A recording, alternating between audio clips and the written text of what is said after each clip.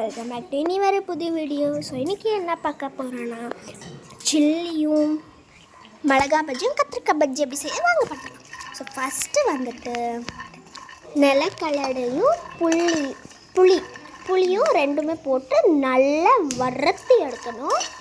புளி வந்துட்டு அப்படியே ட்ரை புளி அதை எடுத்து அப்படியே போட்டு நான் ஃப்ரை பண்ணி உங்களுக்கு எடுத்து காமிச்சு பாருங்கள்.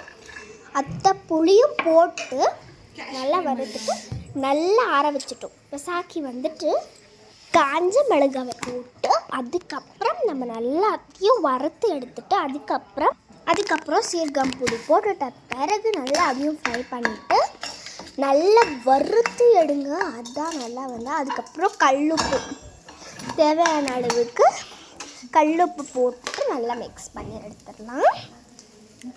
அதுக்கப்புறம் காரப்பொடி போட்டால் காட் வந்துடும். அதுக்கப்புறம் இரும்பு ஃபாஸ்ட்டாக மிக்ஸி ஜாருக்குள்ளே சேர்த்துட்டு நெக்ஸ்ட்டு வந்துட்டு மிக்ஸி ஜாரில் சேர்ந்துட்டு நம்மளோட கடலை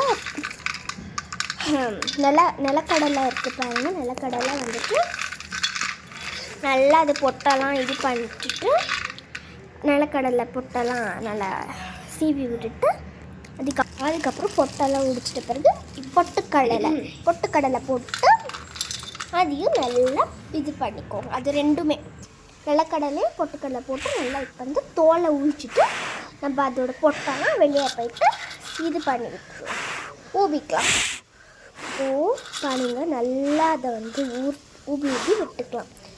அதுக்கப்புறம் நம்மளோட ஈஸியாக பண்ணுறது நம்ம எப்படி மாவு அதே பஜ்ஜி மாவு எப்படி பண்ணுறோமோ அந்த மாதிரி மாவை கலந்துட்டு தெரியும்ல பஜ்ஜி மாவு அதெல்லாம் போட்டு அரிசி மாவெல்லாம் போட்டு இது பண்ணி வச்சுக்கணும்.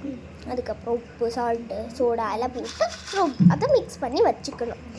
அதுக்கப்புறம் நிலக்கடலையும் அது நம்ம வந்து மிக்ஸ் பண்ணி வச்சுருக்கோம். அதை நிலக்கடலை போட்டுக்கணும்.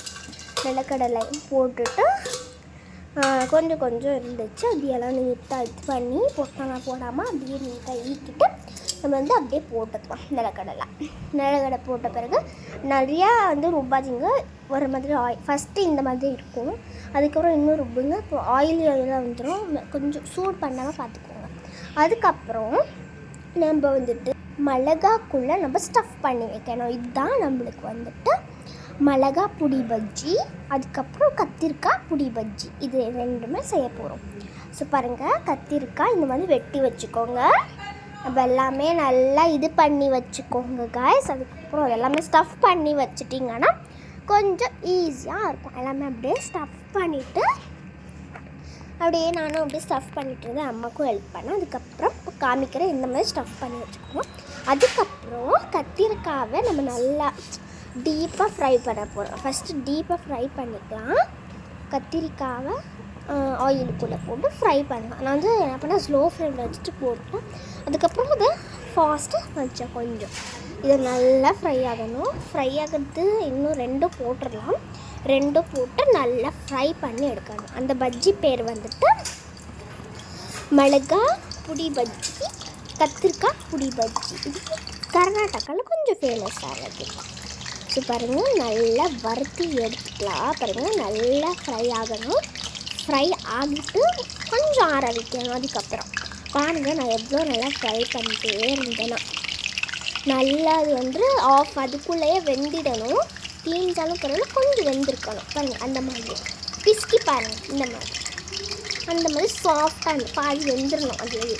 ஏன்னா அதுக்கப்புறம் வராது. இந்த மாதிரி நல்லா இது பண்ணிட்டு அதுக்கப்புறம் பஜ்ஜியை வந்துட்டு பஜ்ஜி மாவு சொல்லியிருக்கல, மாவு சொல்கிறேன்னு ஒரு டைம் இப்போ கேட்டுக்கோங்க.